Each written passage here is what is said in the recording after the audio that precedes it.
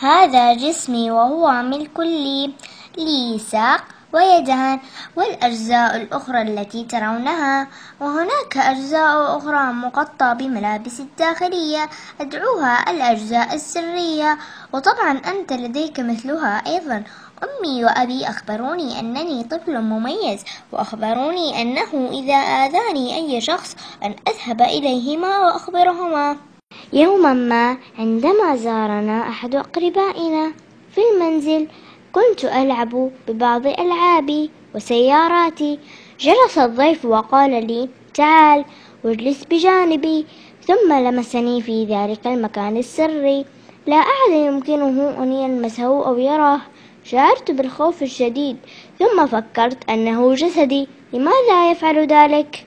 ثم قال لي إنما حدث سر بيننا ولا تخبر أحدا بذلك، ولكن أنا ركضت بسرعة بعيدا عنه، أخبرت أمي وأبي بما حدث، وأخبرتهما أنني كنت خائفا. قالا لي إنك كنت شجاعا وقبلاني. أمي وأبي قالا لي إنهما يشعران بالفخر لأنني أخبرتهما فورا بما حدث لي، وذلك أشعرني بالراحة أيضا لأنهما صدقوني.